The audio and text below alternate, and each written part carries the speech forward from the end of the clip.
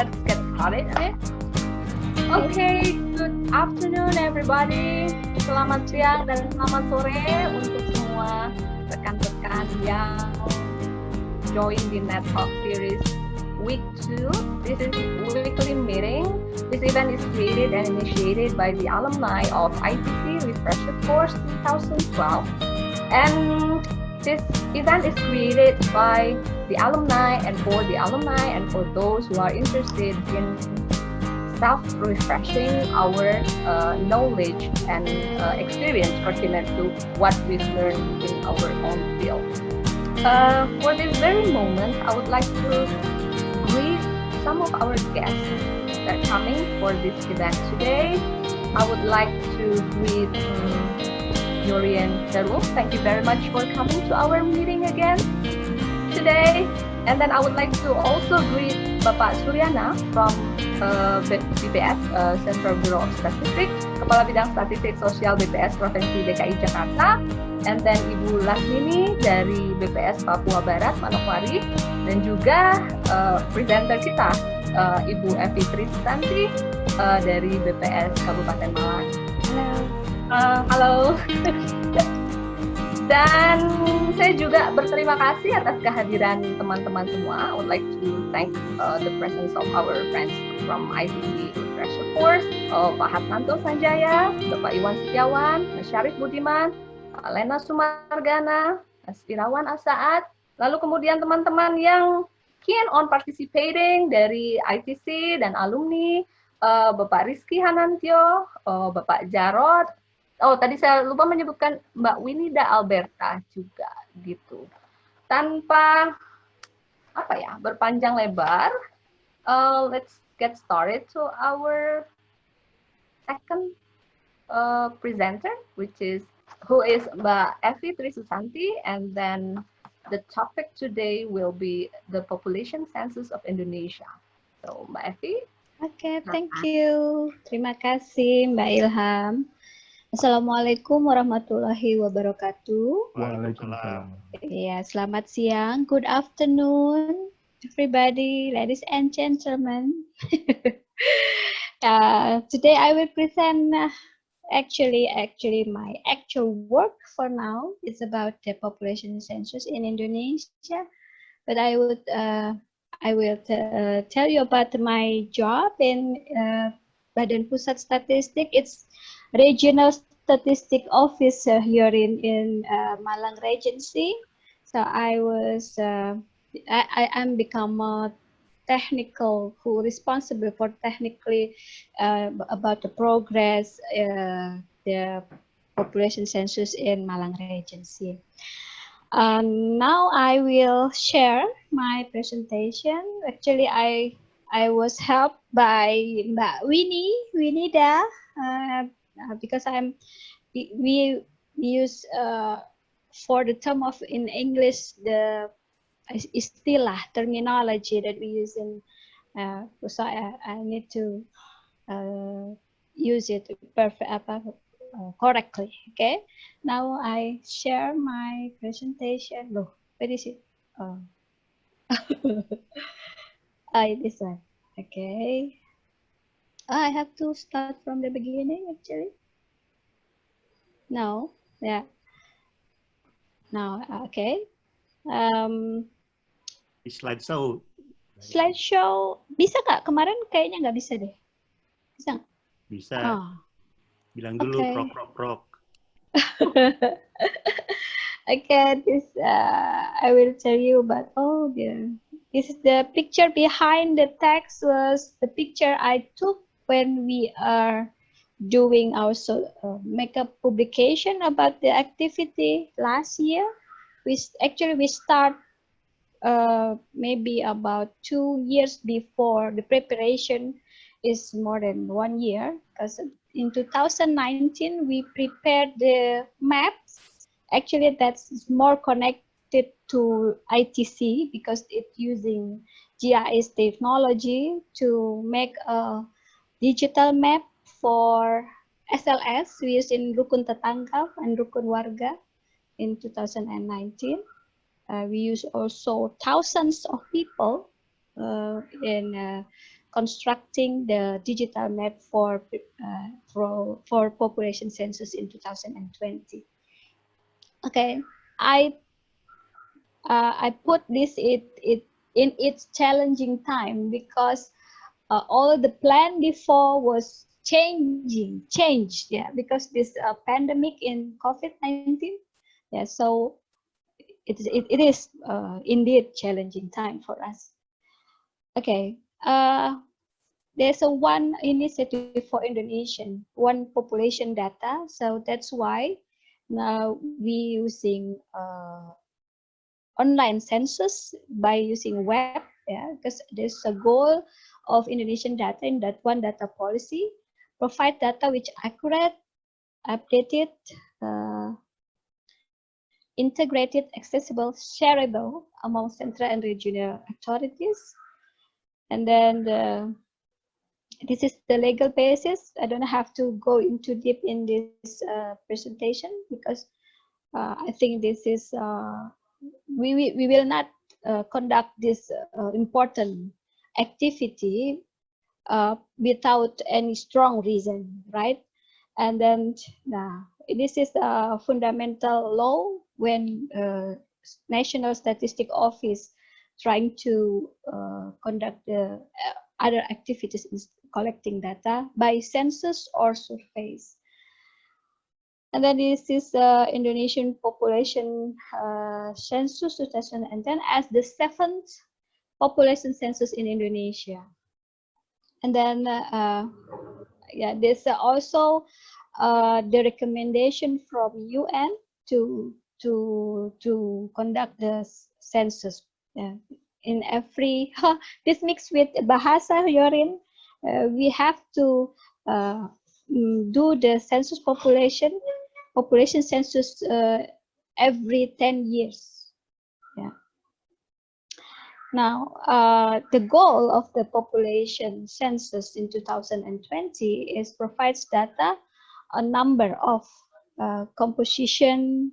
Composition means with sex, age, also with education, in education. Kemudian distribution, it's about the location. Because now in Indonesia, you can be registered as a population in maybe in Jakarta, but you reside, you stay in West Java, for example. So we need to know the exact distribution where this population resided.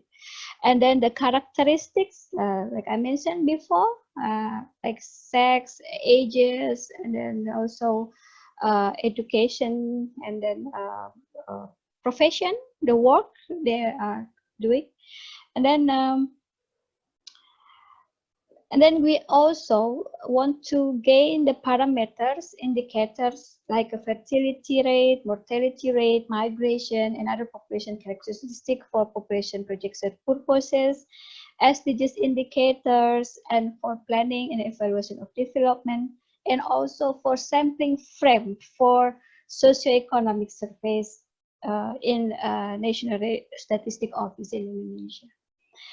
So because this is a recommendation from UN, so Indonesia is not alone conducting this population census. We are with 50 countries, includes the United States, but I don't know, maybe Winida could give us information which country stopped their census because of this pandemic, but Indonesia has not given up yet.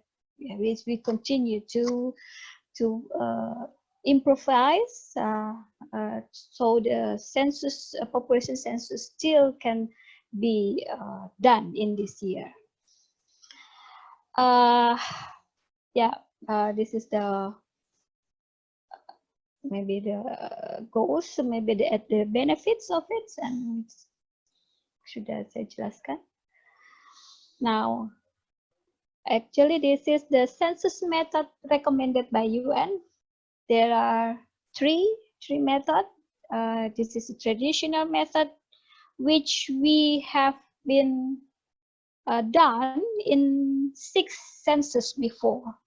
basic census before. This is traditional method that we collecting data directly from the field, from scratch. We don't have any database before. We don't have a playlist before. Directly into the field, the officer, the enumerators. We train the enumerators, and then we ask them to go to the field and with paper-based questionnaires. Yes. Then in 2020, we use combination method. Combination method, I can explain. I will explain later on. And this is uses selected variables from civil registration data and completed by the survey. So we have a playlist database from other institutions, other ministries, and then we updated it in online census. And then also we have registration-based method. Maybe in the Netherlands, Jordan, you don't have to do census anymore because you are basically count on the registration, civil registration, which is every time you have to register. The moment you start living somewhere, you register. Yeah, exactly. Yeah, because Netherlands has a good registration, civil registration data, so you don't have to do the census. But there's still many people who don't have single identity number. And then, this is the historical. The combined method is just we just try this method in this year. We introduce this online census, population census to the people, which is not easy at all. Yeah, we have to make a persuasion, ask them to access the web and to fill it, because this is not easy, because this is the first time for us, for Indonesia actually. And this is combined method. Some individual or household information was obtained from population administration data. We get it from Directorate General of Civil Registration, Ministry of Home Affairs, which are they are collected. The last data was the condition is the last time is in June 2019. So if there are changing after that, the people cannot access the web of the population census. Jadi kalau ada perubahan KK, I'm sorry Yorin, saya sini bahasa. Ya, jika ada penduduk yang membuat KK baru, jadi dengan NIK yang lama misalnya, dia tidak bisa menggunakan nomor KK yang baru yang setelah Juni 2019. Dia harus menggunakan nomor KK yang sebelum Juni 2019.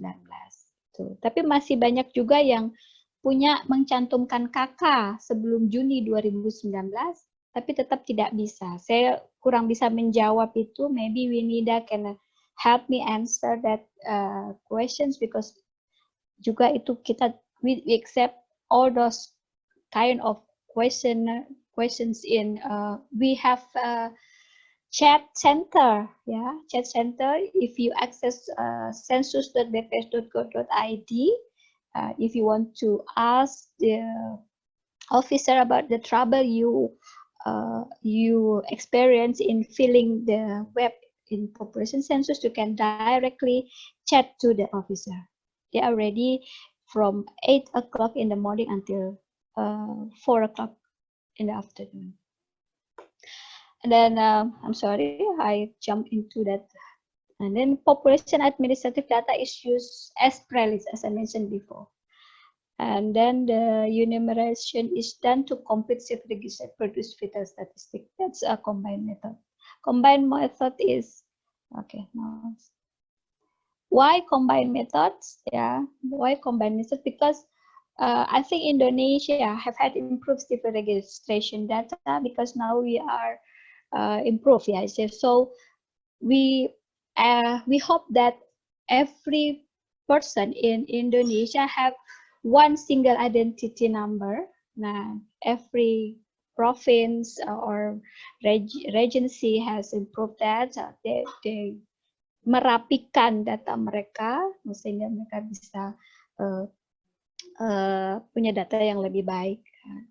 Kemudian most of them are out of dated. Most of them are out of dated. Why I said that? Because it is the habits in population that if we have one in our family that has passed away, they don't directly report it to the civil registration offices if there is no consequences from the death of the person.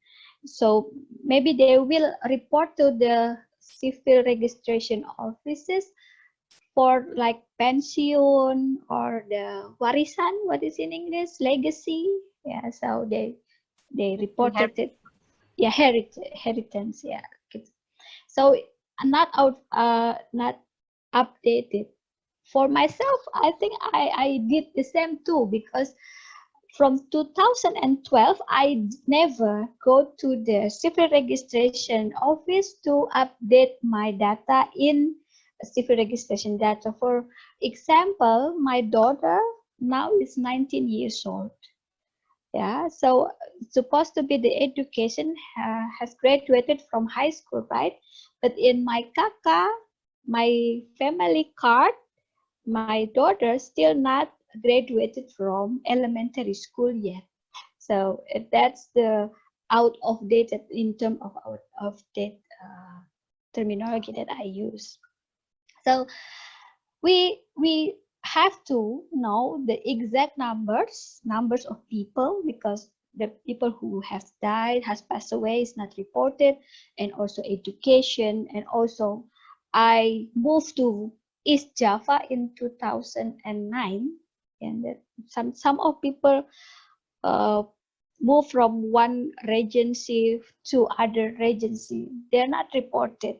They're not reported to the office, civil registration office. And also about the profession, what they do for living, they're not reported. So we want to know these characteristics in population by population census in 2020. I think I have to skip this. This is the questions that we ask in that we need to collect in census population census data, like name, single identity number, address, length of stay at the current address, gender, place and date of birth, nationality, ethnic groups. That's 15 questions for individual, and also about the family, for the household, for the family. I don't know. We cannot mix with the terminology of family and household sometimes in statistics, yeah, because we have different definition of a household and family. So this is the maybe family in one kakak housing. So 5 questions here is for family and together. Okay. Now, who? It is still mixed with Indonesian bahasa.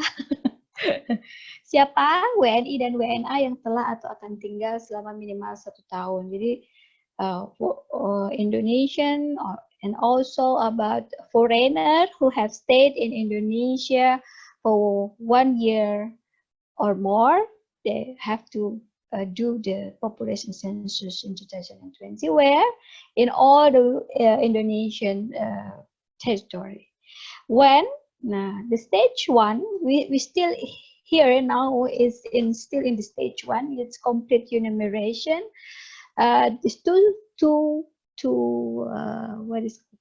mode of collecting data. Yeah, online population census. Actually, we have CAWI, CAWI, computer aided web interviewing. So in this term, from 15 February to 29 May 2020, we use the web for population census, census.bps.go.id, and then we stopped in 29th of May, and then we continue again in September.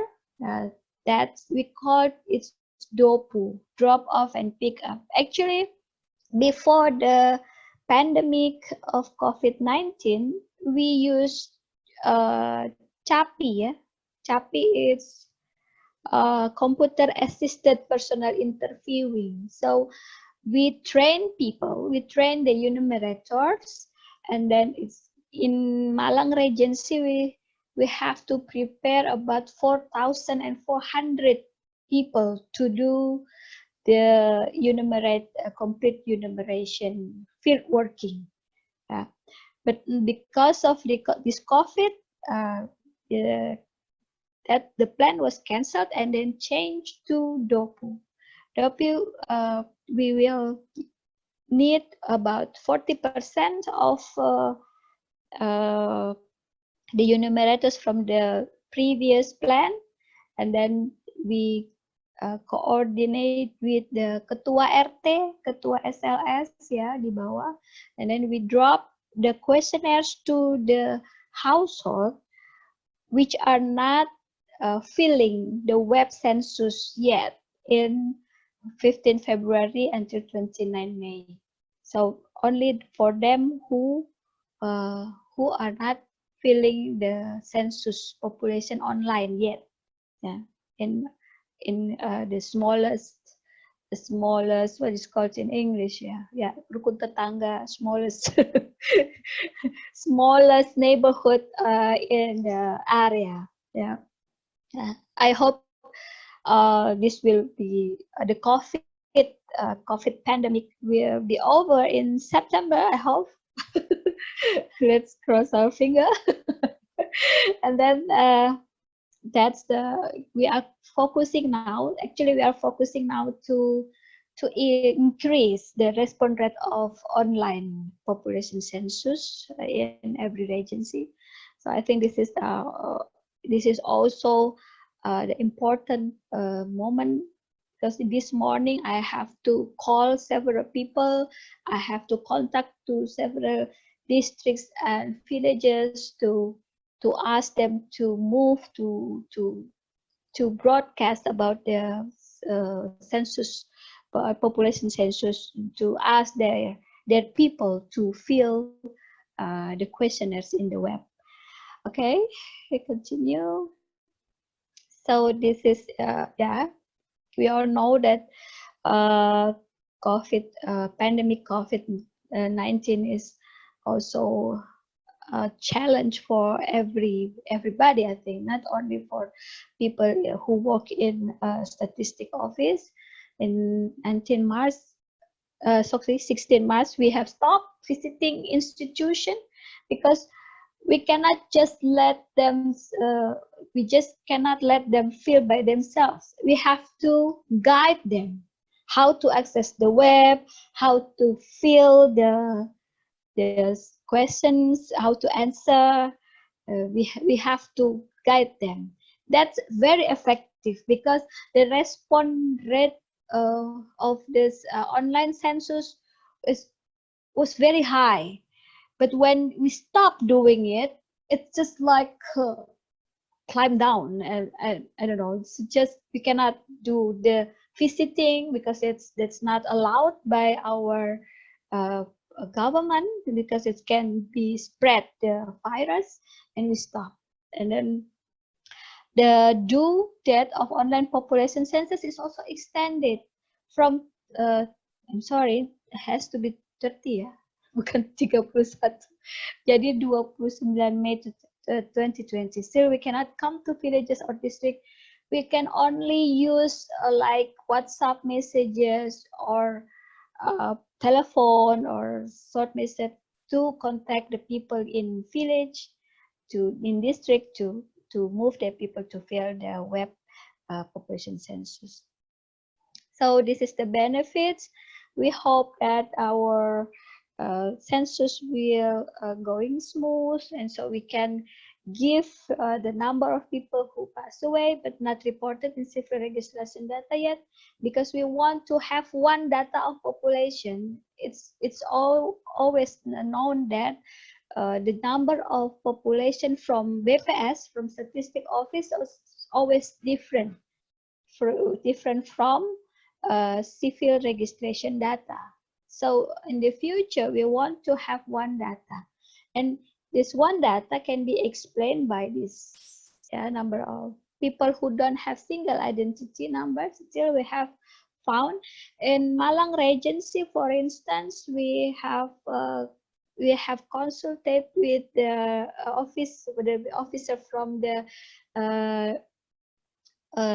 civil registration office that we have about 67,000 people who still, make a single identity number every year. So that's a huge number. We need to emphasize that. So I think that's not easy. People distribution, about their location, and also about the characteristics, space, and education profession as supporting program for updating civil registration data. This is in about the definition, practical definition that we also tell the people in when we still have a chance to visit them, to guide them.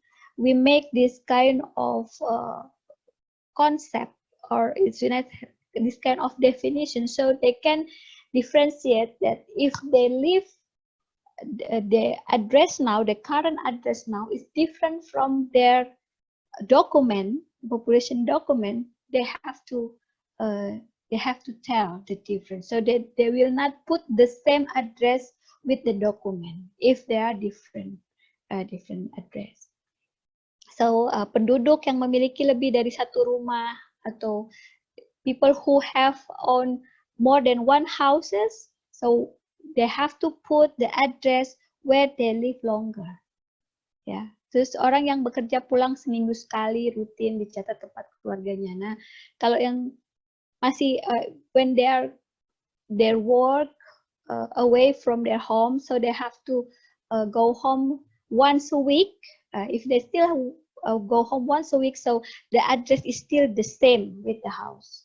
But if they more than once a week, so they have to put the address in the city or in the place where he worked. And then for dormitory, the boarding school, if they're still in elementary, junior high school, senior high school, they still dicatat, the address is still with their parents. But if they are in college and the college is out of town, and then they have stay in the dormitory or boarding school, so the address will not the same with the family address. I think that's also this one. It's also about the field. Mbak Evy mau nanya, Mbak? Ya, udah habis juga. Yeah, how about the people who works for cruise, kapal pesiar? Ya. Nah, itu gimana? Kalau kapal pesiar itu, saya lupa ingat nih. Dia dicatat di rumahnya, Mas Ihan. Di rumahnya? Ya. Okay. I'm sorry, Mbak Winida mungkin bisa correcting. Saya udah lupa, sudah masuk banyak definisi. Benar, Mbak. Oh, benar ya?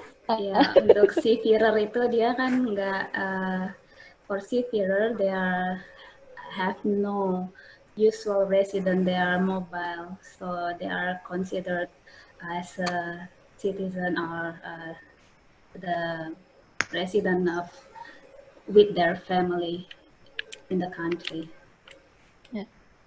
Okay, thank you very much, Mbak That's Evy. all. Yeah.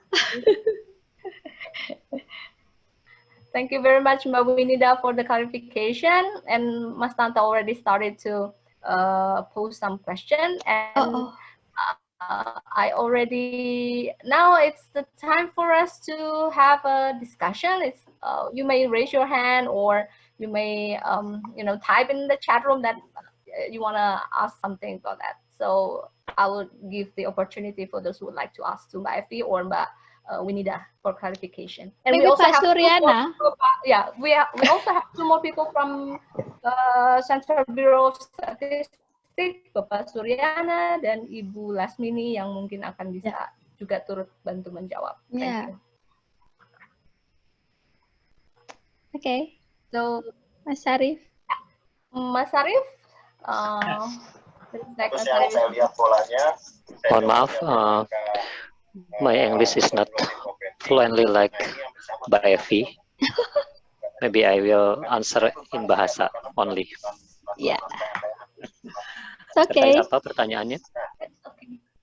Baru mulai, Pak. Oh, baru mulai. Oh, I siap. have to take a note, ya. Okay. First, thank you for the presentation.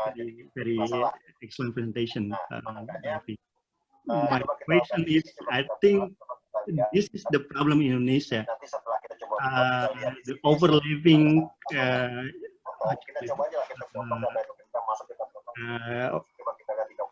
work with one institution to other institution. For example,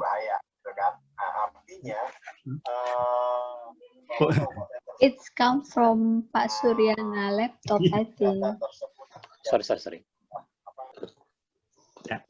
For example, for the family card, the kartu keluarga, Mm-hmm. I believe the one who in charge with the family card is Internal Affairs, Ministry of Internal Affairs, right? And the Statistic Bureau doesn't in charge with the family card. Yeah. But the address is stated in the family card. Yeah. The things getting worse during the graduations. For example, now in the elementary school, high school, they use donations.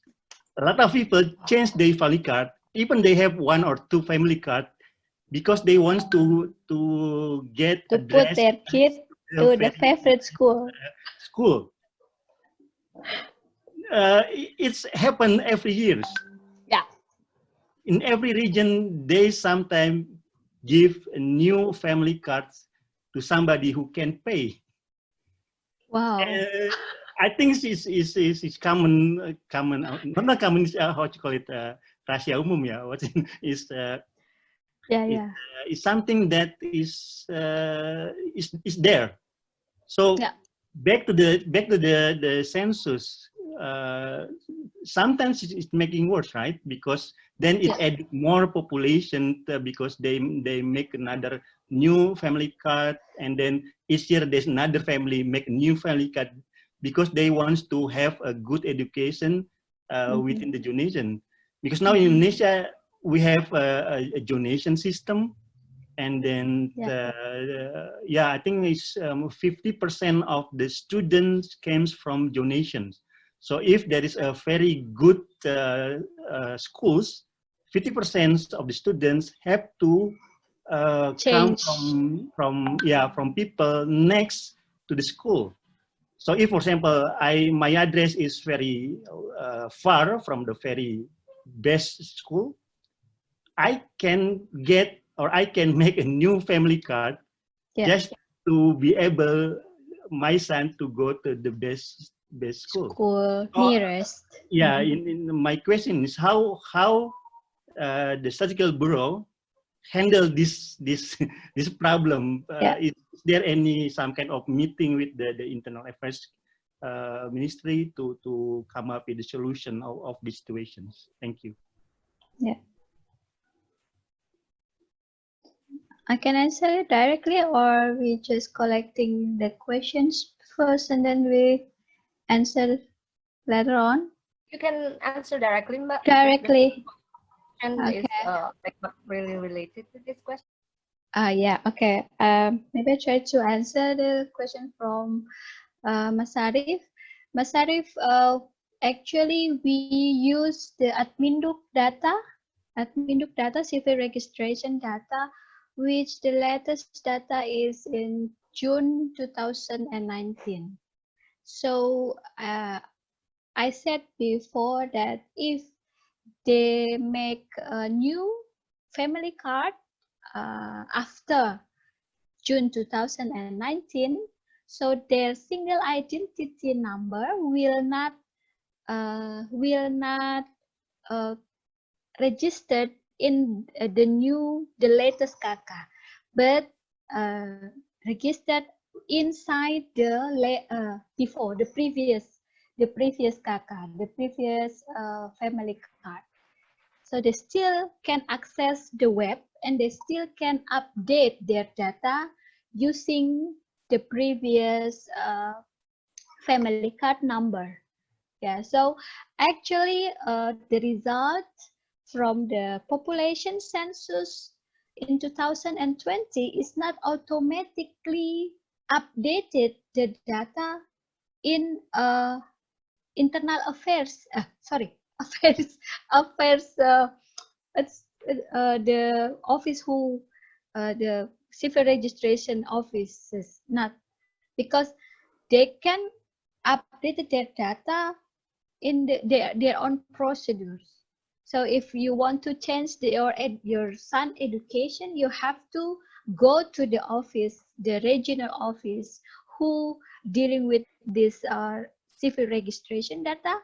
You have to give them the document they need. So if jika anaknya Mas Arif has graduated from senior high school, they will ask where is the diploma, where is the ijazah.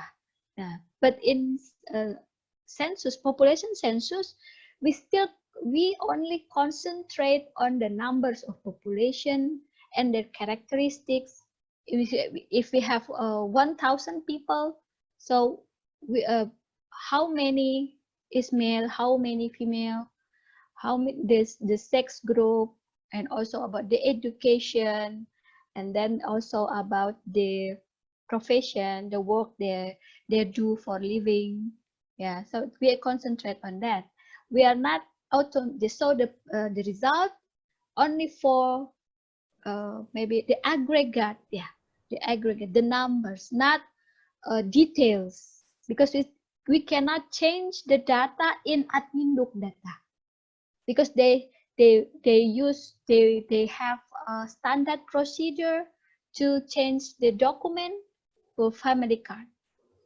So for the cases of they have more than one family card, it's also common in Indonesia, Yorin.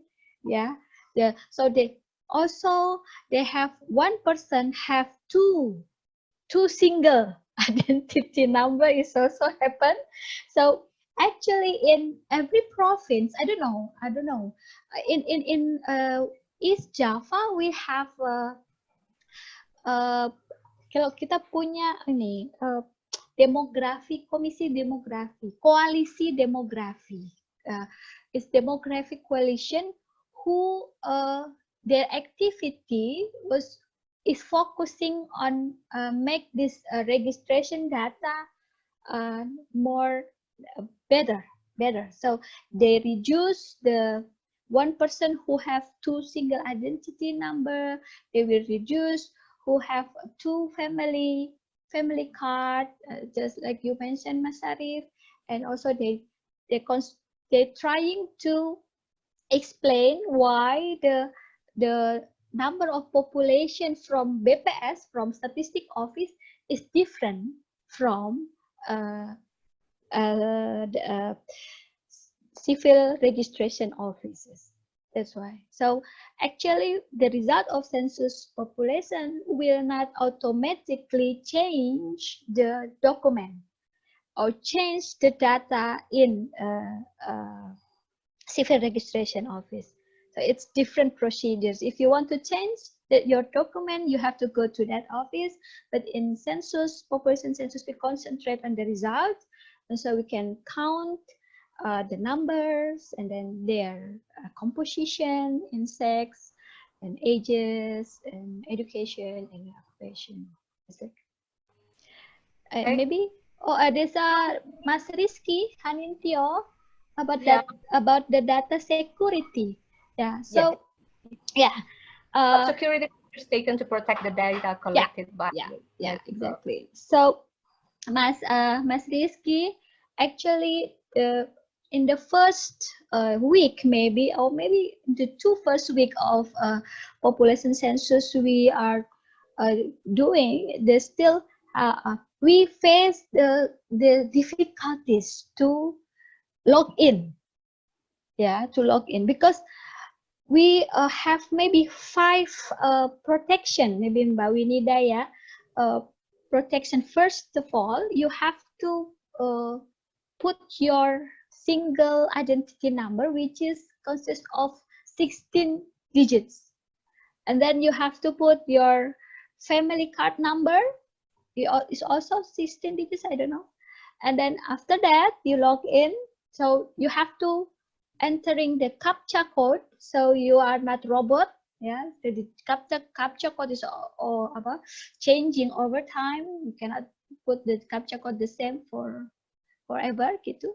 And then you can log in. And then inside, after you succeeded to log in, you have to make a password. So one family card number can only have one password. So that's why it's also protected by 5 stages of security when you want to log in, when you want to fill the population census web. So that's I think that's a protection stages. And also Central Statistic Office in Indonesia is also have cooperation, maybe Mbak Winida, what's it called, with the Badan Sandi and BSN. BSN, Badan Sandi Negara, to protect the web. So there's no, cannot be hacked by other people who want to go and to take the data from the web. And also, we also the web also has protected by if you use Wi-Fi network, and if it's more than 200 access the web, they will just locked. So that's why in 2 weeks of the first 2 weeks, we still have difficulties to log in to the web, because the protection for the web is like apa berlapis, it's in English. Layered protection. Layers, yes, multiply protection for your data, so it cannot be accessed by other parties who have a criminal or who has bad intention to take your data away. But I don't know. This is that's my knowledge in the Regency office. I don't know in how, but Winida, can you help me? What is other protection in server maybe? I don't know.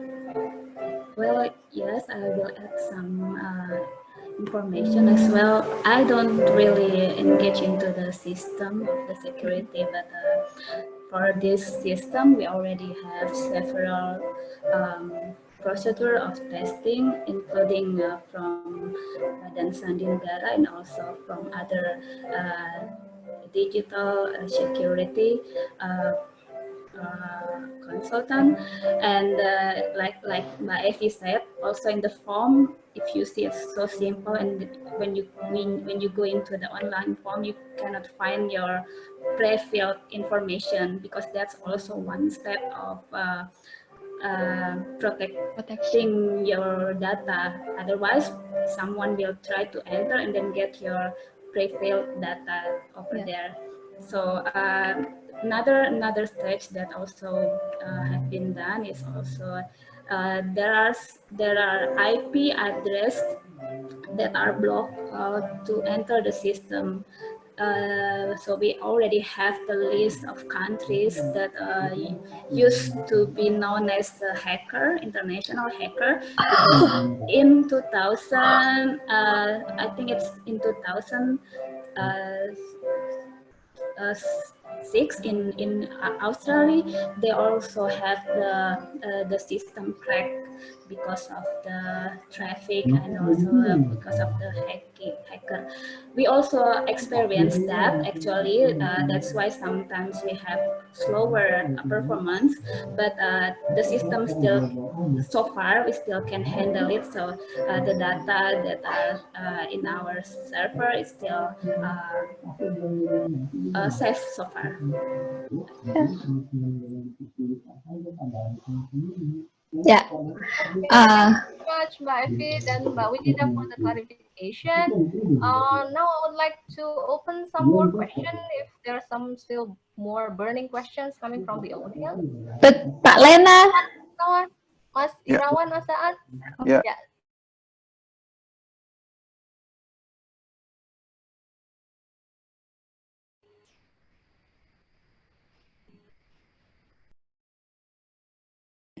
Yeah, can you hear me? Oke, Assalamualaikum warahmatullahi wabarakatuh dan selamat siang. Goedemorgen to Jordan. I still remember that word then. Yep. Thanks Evy and BPS for the census. I did my census online since on 29th of March at 2 p.m. I finished it. So at least 2 days before the deadline, isn't it? So then I hope that we can finish this census by 2021, because I know that it's like Indonesian cannot move to the developed countries. We still have problem with this kind of census data. Population data is really important. It's not only for election. Every year now we have an election, and every year we have a problem with election because the data is not really robust. It's not really accurate. Yeah. Second one is about the social safety net. Now, because of this COVID, all of the ministries have their own data. And so that's why we need an accurate number of people, accurate number of population. And we can move to the next level of this category. I'm just curious, why we need to collect the data on toilets and type of floor? Yeah. Remember that? Why we didn't need to collect the data on type of house? It's like a single house, single-landed house, or apartment block, something like that. Why need to collect that one? This toilet and type of floor. That's the first question. The second is about, do we have like a strategy or roadmap for the one population data? Because this is very important for us right now. Thank you. Yeah. Okay, we'll try to answer the first questions. What it was a good. I can remember. Actually, I will answer about what is the importance of the question for the type of the floor or the existence of the toilets, because I have experienced 3 population census, 2000, 2010, and 2020. So maybe every population census was what it's called, ditambahi dengan housing. Jadi we want to know about the housing condition of these people. So the questions about the existence, the area luas rumah, terus kemudian the existence of the toilet, because we want to know the hygiene of these people, and also about type of floor. Jadi bawahnya lantai itu mereka apa? Because if we know that still more people who their house with ground floor, like tanah, lantai tanah. Yeah, so the housing condition is not good. Setiap sensus penduduk selalu ada keterangan tentang housing how their house is conditioned. It's also in Susanas Survey Social Economy National Socioeconomic every year. So there's a lot of questions about the housing conditions, about the drinking water, from where they get the drinking water, like that.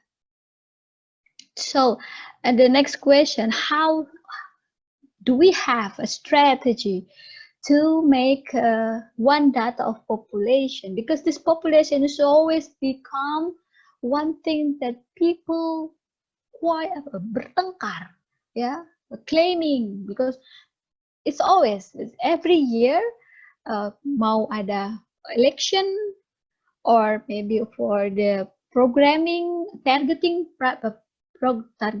program targeting, we always mixed up with this crunching data. This ministry has their own data, statistic office has data, also the local government has data. Which one is correct? We always mixed with this crunching data. So in this 2020 population census, we are trying to explain the differences, Mas.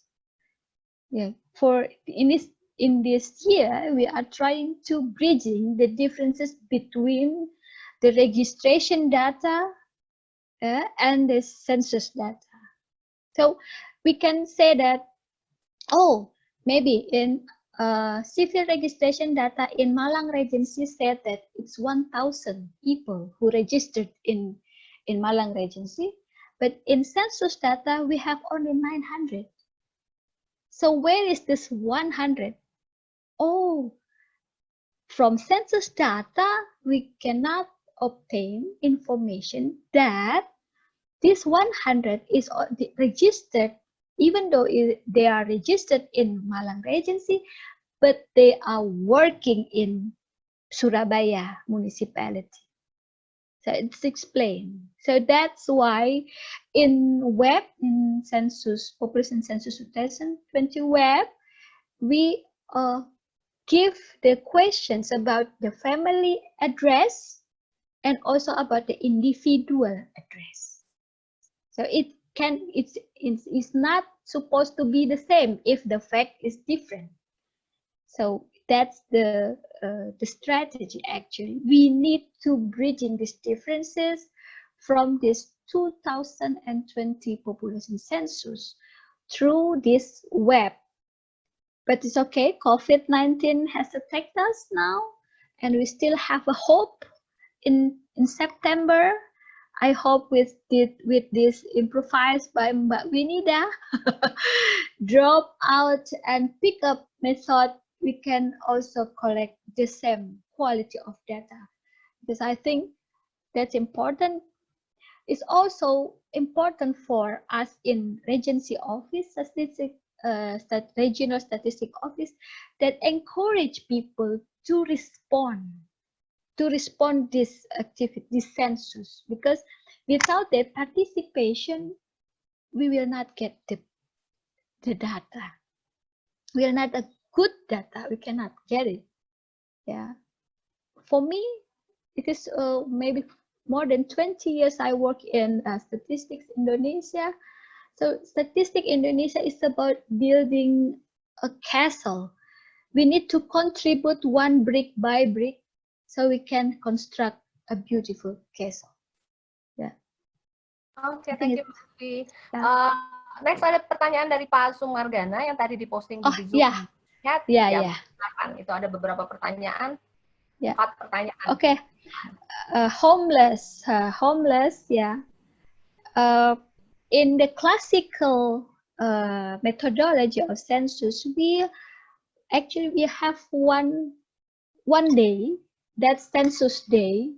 So biasanya, usually we have 1 month of census month, and in the 15, date of 15, in the middle of it, we have to go to the area which known as the base of this homeless. So biasanya malam itu kita bergerilya ke pasar-pasar ke bangunan kosong, ke lampu merah untuk mendata homeless to menghitung, to count them, but not in the detail like of the people who has crazy people. They cannot be questioning, they cannot answer the questions. So we only take, mungkin kalau dia punya nama, kita tanya namanya siapa Pak? What is your name? If they can answer the question, so we put the name, and then we predict, we estimate the age of that person, and then the sex, the gender, male or female, just like that. It in the middle. So we have to go in the middle of the night to go to the place where the people can usually use the place for sleep. So we can go to that place and take their name, their age, their sex, unreported characteristics. Ya, itu. Untuk anak yatim piatu, where's the? Nah, itu biasanya kita tanya langsung ke pengelola pantinya. Ya, karena dia sudah dikatakan if they don't have any parents, so they still they live in panti. What is the in foster houses? Yeah, so we count them in that foster houses. And then what is this? Apakah nantinya hasil sensus penduduk akan di cross check dengan data hasil pemilu, kartu sehat? Selalu itu. Jadi like a projection data of population, it's constructed by the result of the population census data. So we need to know exact numbers. Selalu dipertemukan. Actually bukan hasil pemilu ya, sebelum pemilu, before the election, the committee, election committee in regional, we always consulted the number of population with us in regional office of statistics. Selalu before, because they need to know exact the DPT, daftar pemilih tetap, It's always like that. But that's why in this 2020, this is the precious moment for all of us in Indonesia, so we can explain why the differences between the census, population census result and the civil registration data is always different. It's always like that. Nah, kemudian untuk menampilkan datanya, BPS menggunakan batas admin Wilkerstat. Bagaimana kalau desa kantong? Oke, desa kantong selalu sudah di-emphasize. Kalau pocket village is already emphasized by Wilkerstat, Pak Lena. So it's not going to be a problem maybe, because actually in 2020 we also formed a block census map, digital map for block census for internal use too, because we cannot use SLS map, digital map, because the content, the muatan, how many numbers of household inside is not uniform. While in our work to construct the kerangka contoh induk, it has to be, the block census has to be uniform. The content, the number of household inside of one block, it has to be similar. Not the same, exactly the same, but it's in the range of maybe number of 80 until 120 households inside one block, I think. Terima kasih. Sekedar menambahkan, itu mungkin yang dimaksud dengan desa kantong itu adalah desa yang ada dia masuknya kecamatan A, tapi posisinya itu ada di kecamatan B, gitu ya. Jadi saya waktu ngolah data KSA itu agak mumet juga itu. Iya. Dia ngakunya kecamatan A, tapi posisi desanya itu ada di kecamatan B gitu. Betul. Itu yang masuk desakan. Nah, itu mungkin masih sudah menggunakan Wilkerstad belum Pak Lena? Udah Pak. Oh sudah. Iya harus, karena kerjaannya dari BPS berarti data administrasi harus dari BPS. Oke, ya. Itu saya kurang menguasai karena itu udah masuk daerahnya produksi dan IPDS ya. Ya. Oke, makasih. Terima kasih Mas Sunagana, Mbak Evy, klarifikasinya. Kita coba sapa lagi yang tadi mengajukan pertanyaan, Mas Jarod sama Di. Tadi raise your hand. Oke, silakan dilanjut. Silakan Mas Jarod. Oke, terima kasih Mbak Ilham, Mbak Evy. So, first I would like to confirm related to the presentation. So, in the presentation, you said that we did the census because there's people that doesn't have single identity number. So, and the civil registration is not fixed yet. So that's why we need the census. So, is it possible if that happen if everybody have one single identity number and registration is doing okay, that we don't need the census again? Yeah. We hope that we see that Netherlands has not dia sudah tidak harus sensus lagi because the registration data is very good. So I think we need to go to that place. I think, yeah. I mean, we need to aiming to one data population. So that's the goals, the main goals of population census in 2020. Actually, so we will want to move to that way, that direction. Yeah, so, and then because I see that there are two institutions that collect people data. First is the Civil Registration Office, which is under the local government, and also the regional BP statistic office. So I understand there's a lot of conflict between their numbers. Well, I understand that because they have different bosses, so the civil registration under the local government, meanwhile the statistic office is have their own bosses. So how you coordinate between these two institutions, because we are collecting actually the same data? Maybe I would like to ask Mbak Winida to answer this question, because this is maybe she has more competence to answer. What was the question again? Sorry, Pak Jarod. It's related to there are two institutions that collect data in local area. Disduk, the civil registration office, and under the local government, and then the regional statistic office, BPS wilayah. So how you coordinate, because they have different bosses, something like that. So different policy, I mean. So is it for census purpose or for a daily purpose?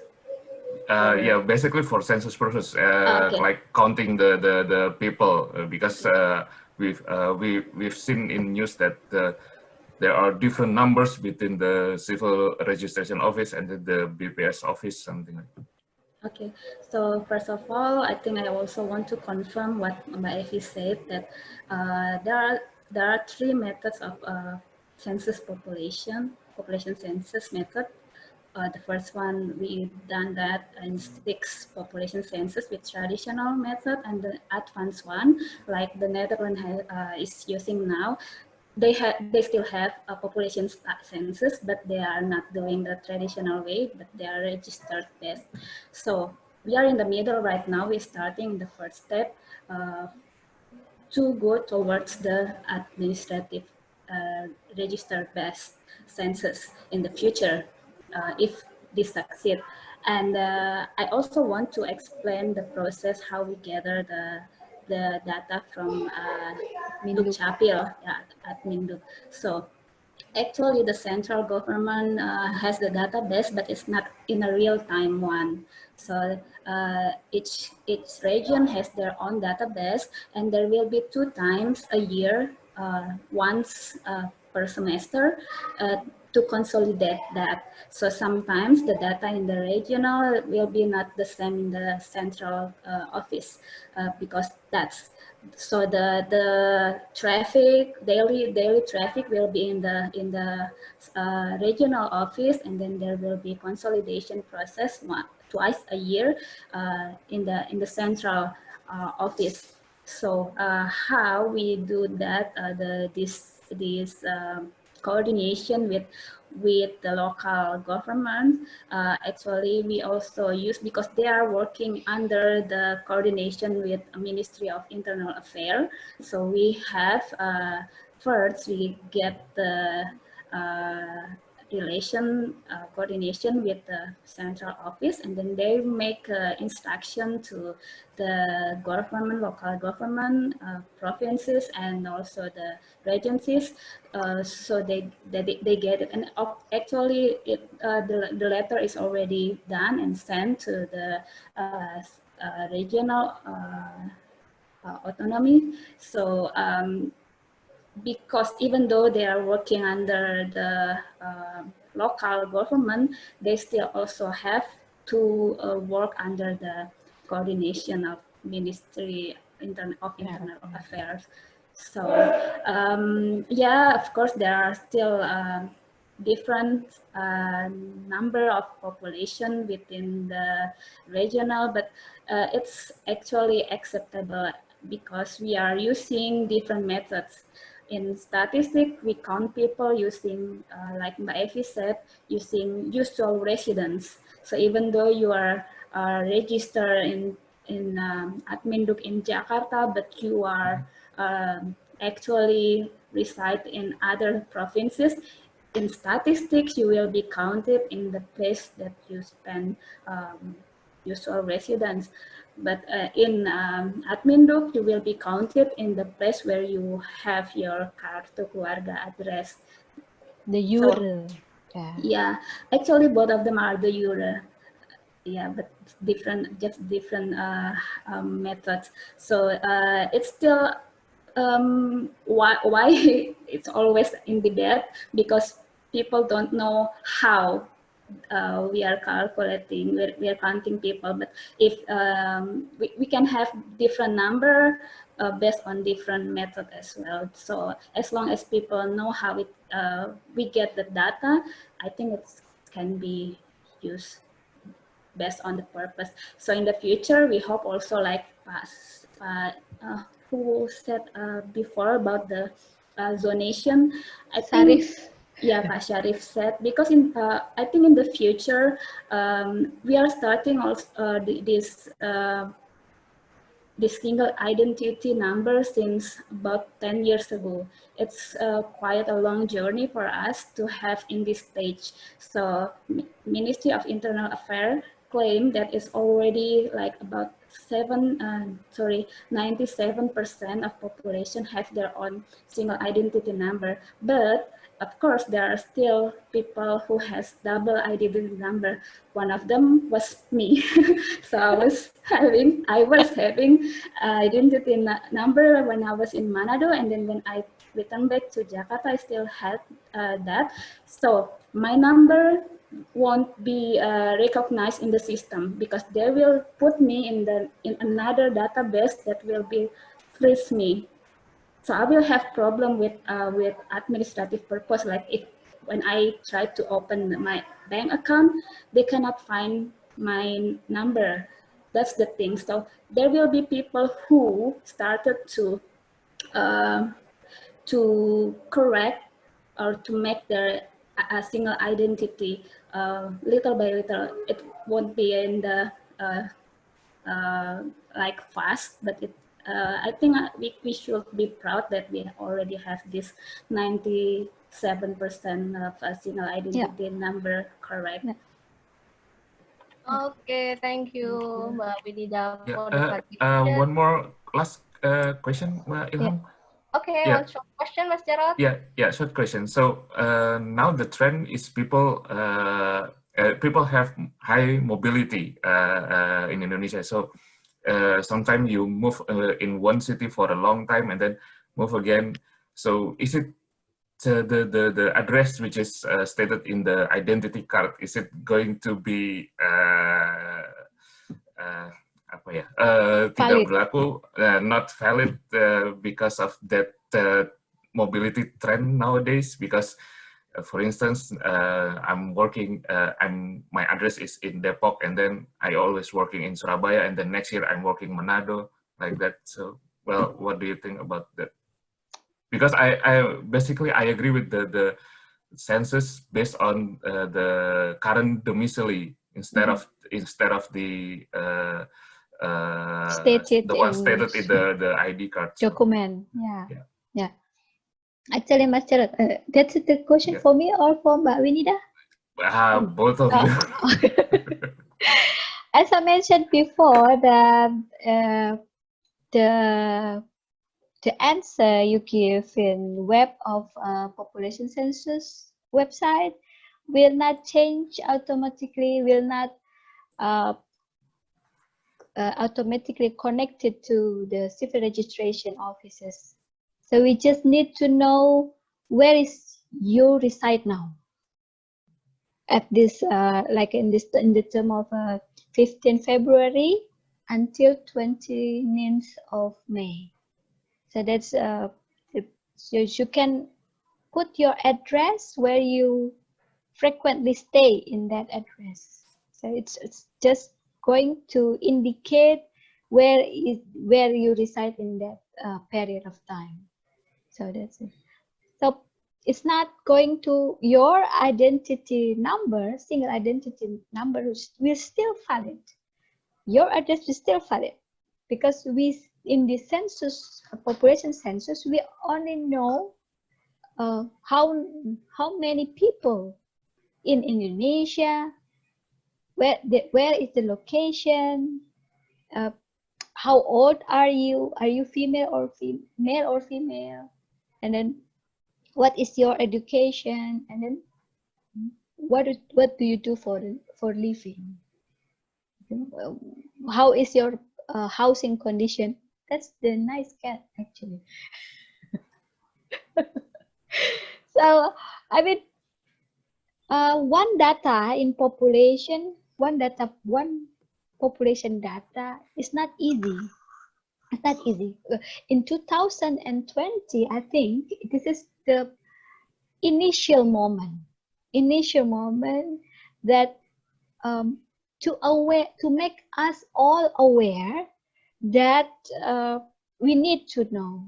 Yeah, we need to make the registration data as neat as possible. So just so, but we need that. Please make yours only one single identity now. Yeah, I've done it. Yeah. Otherwise, I don't have bank account. A bank account and others. So yeah, it's not instantly. We cannot reach that condition in 1 year. No, it's impossible. Yeah, like Pak Sairi said that Pak Sairi is my idol in BPS because he told me that even in United States still conduct a population census in 2020. So I think the United States still struggle with to count the number of their population. See, so we just need to know it's impossible to have one single number of population in 1 year. So I said before that we still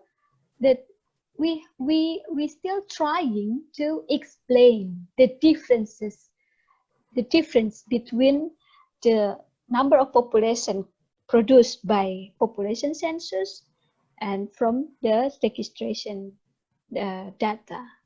So in this year, we trying to explain the differences That's all. That's the initiate what is it called, moment ya. That's even momentum besar sebenarnya ini buat Indonesia untuk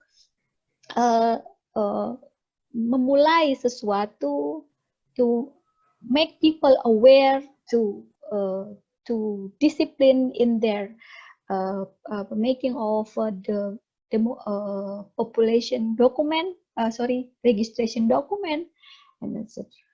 Yes. Okay, thank you. I hope the answer from Mbak Evy dan clarification from Mbak Winida will answer some question posted by Mas Jarod. And then we can come back to the question posted in our Zoom group chat by Mas Emba. My Emba, yeah. I will answer the first question. What is the bias between the projection jumlah population from the year yang tidak dilaksanakan sensus? It's varies.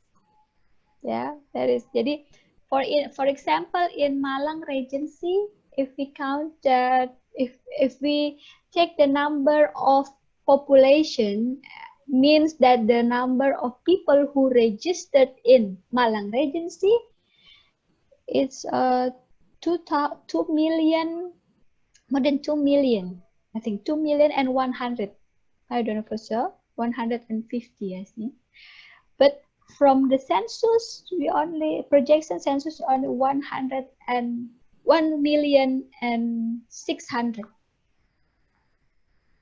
So it's, yeah. But in other regency maybe varies, ya, beragam gitu. Kemudian berapa persen keberhasilan sensus penduduk terhadap target awal? Karena ada hal-hal teknis yang menjadi penghalang pelaksanaan lapangan. Contohnya daerah-daerah yang susah akses jika ada suku-suku terasing dan masih menutup diri terhadap dunia luar, orang luar suku mereka. Mas Emba, so in one slides of my presentation, we still in the stage 1. Yeah, we use the mode of collecting data with web interviewing. So it's clearly that people who live in remote area, who has no internet connection, will not be able to access the web. And then why we have the second stage, where the previous plan, we visit the people who live in suburb, live in remote area, and we have no internet connection.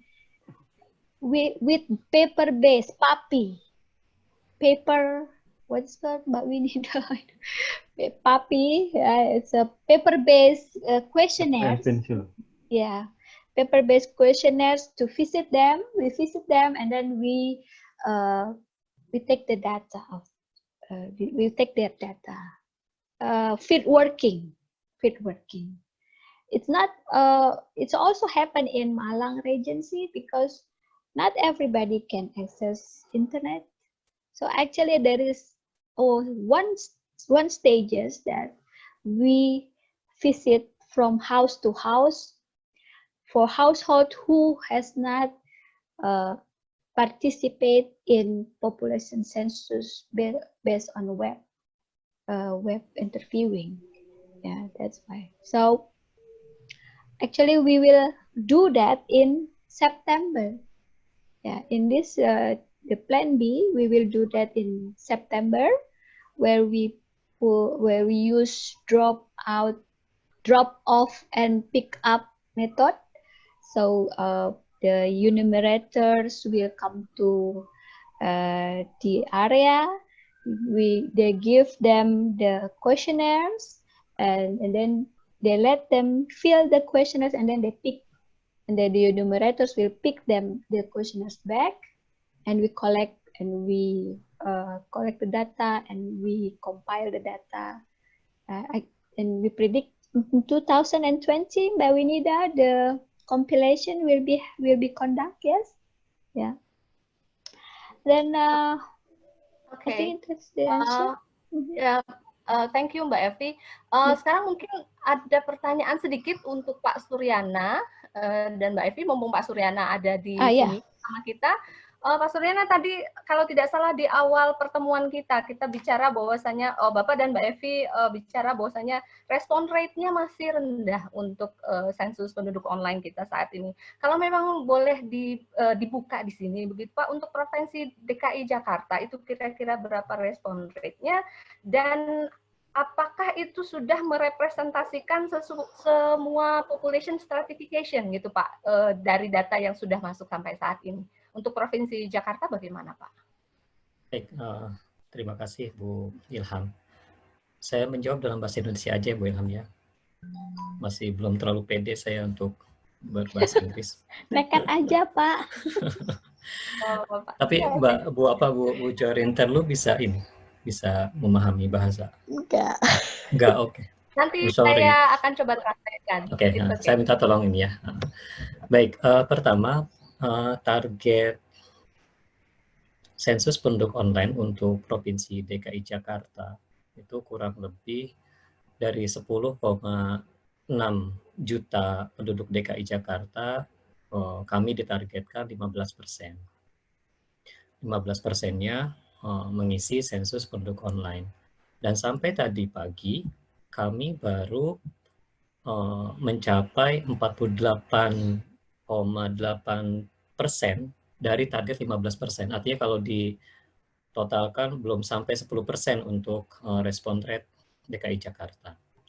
Pertanyaan kedua adalah apakah itu representatif dengan strata sosial di DKI Jakarta? Sangat tidak.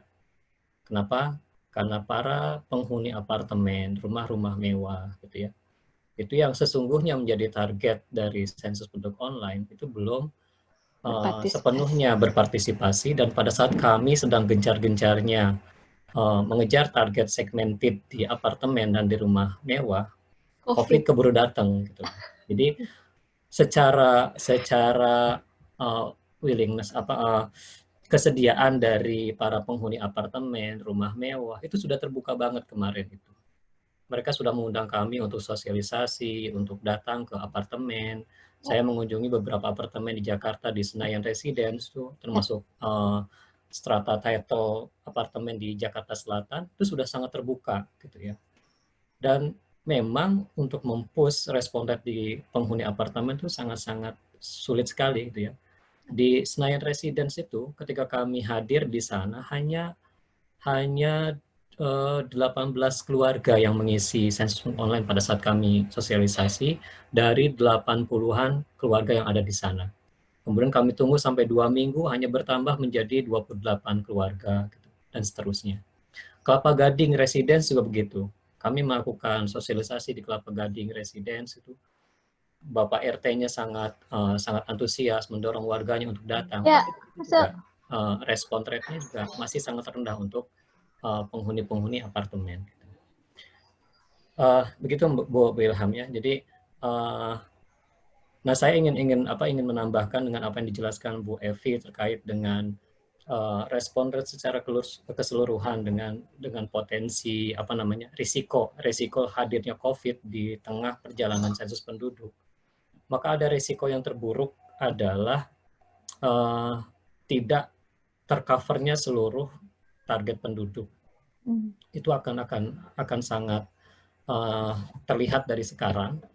Nah, sebagai mitigasi risiko yang kami ambil yang terburuk adalah bagi mereka yang tidak melakukan sensus penduduk online dan tidak mau mengisi DOPU pada saat dibagikan, tidak mau mengisi PEPI pada saat dibagikan di wilayah remote area, maka informasi kependudukan mereka akan di-replace dengan data kependudukan dari Dukcapil.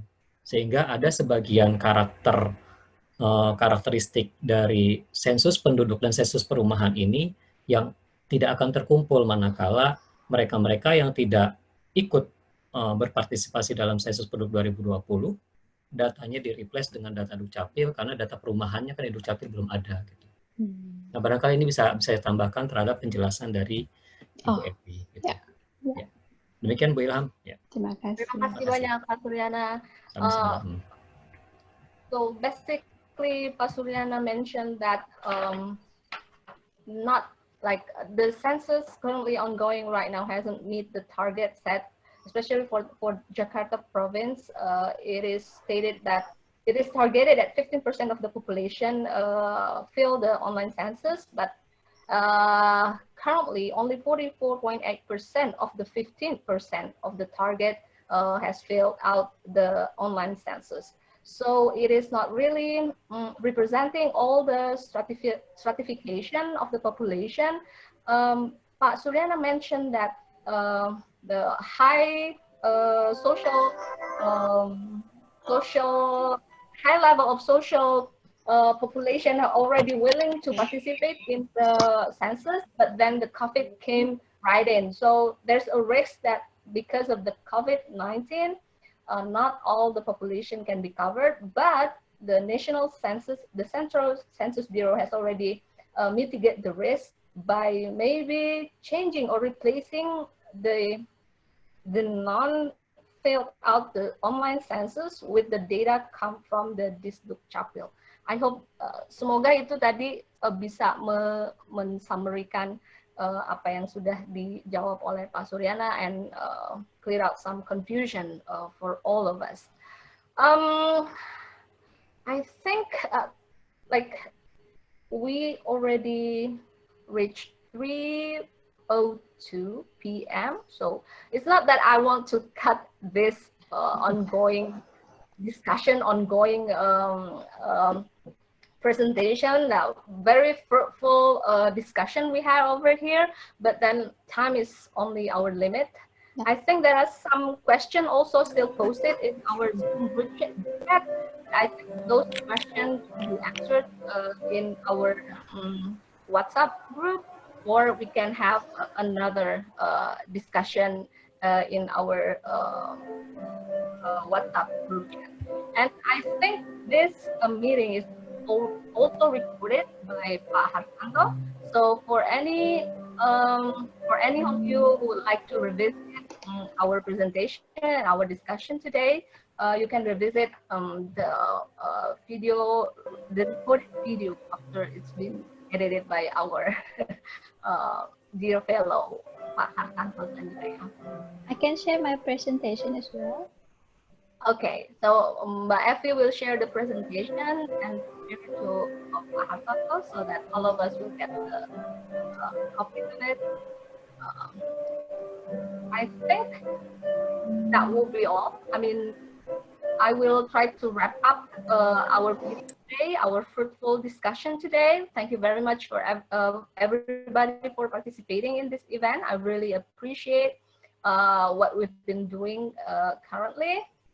And we are looking forward to having more of this fruitful discussion in the next NED series talk. So don't forget that next week we're gonna have Pak Hartanto Sanjaya. He will present his topic pertinent to technology trend in remote sensing processing using cloud computing. It will be held next week. So I'm looking forward to having all of you there in our next meeting. Without further ado, I think we'd like to wrap up this discussion. Thank you very much for participating, and Selamat Hari Raya Idul Fitri. Hopefully we will meet again after Idul Fitri dalam keadaan sehat walafiat dan tetap semangat lagi bekerja.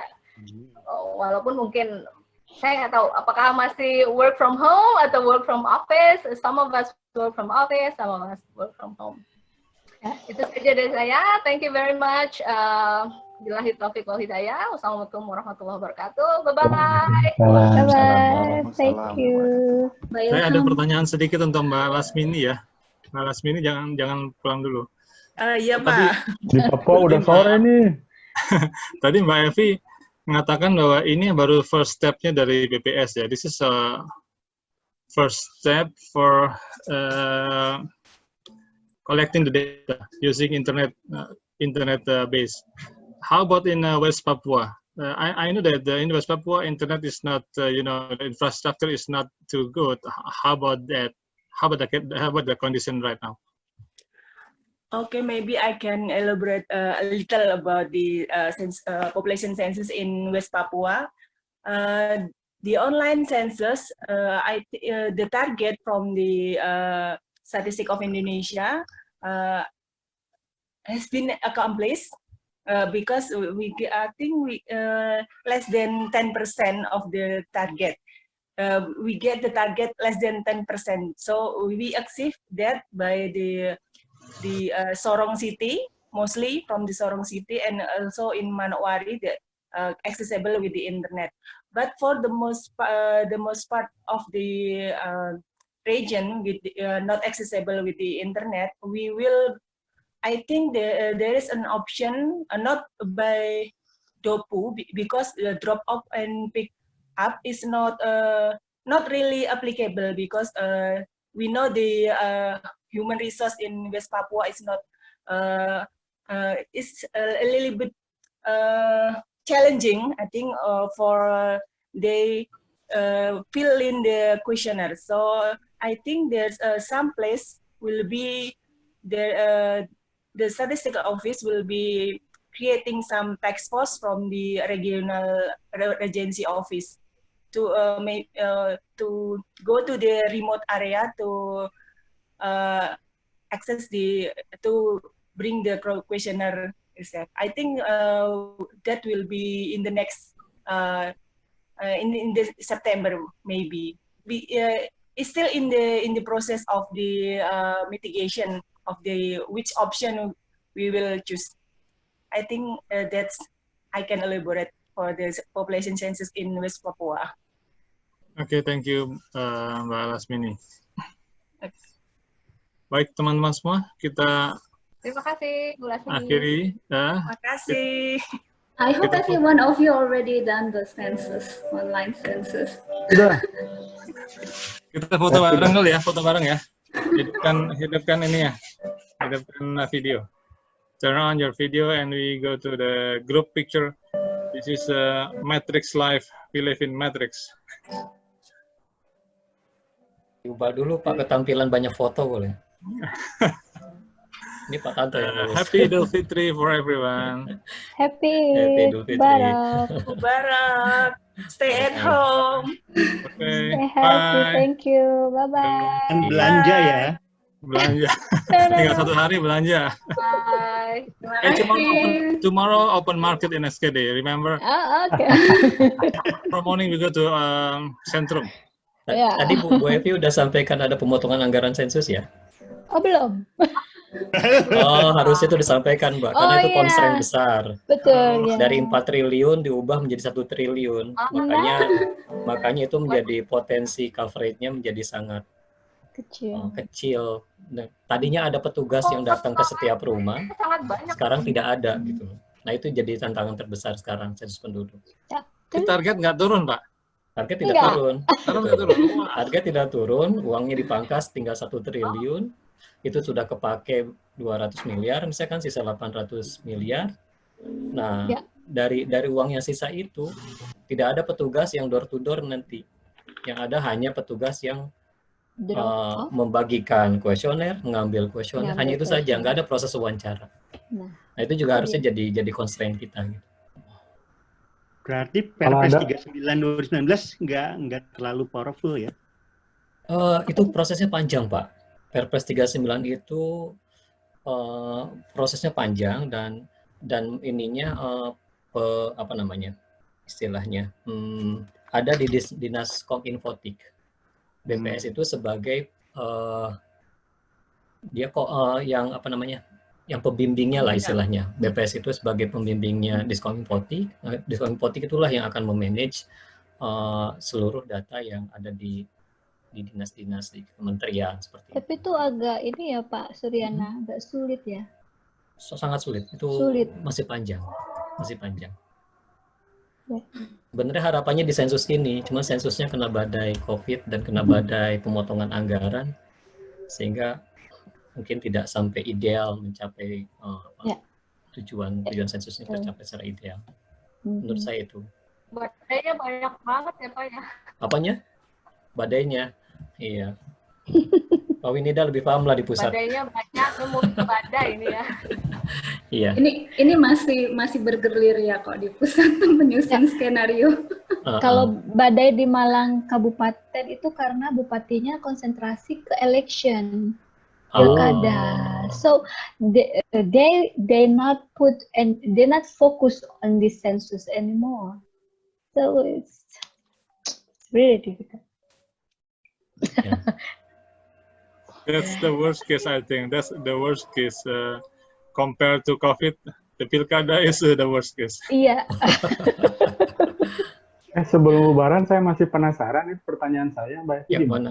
Oh iya, oh yang tadi ya. Nah, Nanti ini private aja itu. Tadinya saya mau nanya ke Mas Arif, betul pengalaman. Dicontek lagi. Ya, beragam itu. Ada yang kakaknya beda, ya. Jadi satu orang itu si suami itu tidak berada di dua kakak, jadi tidak masalah.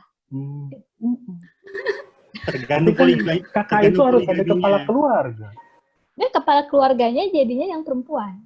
Kan boleh, the head of household can be female or male. Berarti ada ibu sama anak aja, suaminya ada. Iya. Oh. Ini ada niat kayaknya nih. Margana mau mewakili. Ini ada anekdotnya nih Pak Margana, Pak Lena, ada anekdotnya. Jadi kalau misalkan Pak Lena login nih, nomor kakaknya nggak matching sama nomor Nick, jangan-jangan udah kepake yang istri sebelumnya. Nah, itu soalnya kan nggak bisa double, orangnya satu. Jadi cuma bisa satu. So be careful with statistik ya, orang statistik ya. Ketahuan bisa kalau have more than one wife. You're in? Pak Lena asking about how about one man have two wives? How about More than one. How he can access the web population census? Fill the questions and etc. Oke, thank you for Ya, saya mohon maaf ya Pak Tanto nggak bisa full ikutnya tadi. Nggak apa-apa Pak Sudana. Pecah-pecah konsentrasinya. Terima kasih sekali kesediaan waktunya. Thank you. Sama-sama. Terima kasih. Bye Jorin. Selesaikan ya. Bye Jorin. Makasih Mbak Ilham udah jadi moderator. Oh iya, makasih Mbak Ilham. Terima kasih Bu Ilham. Good. Lama Bayu ya. Ya, insya Allah. Sampai. Bye. I'm leaving meeting.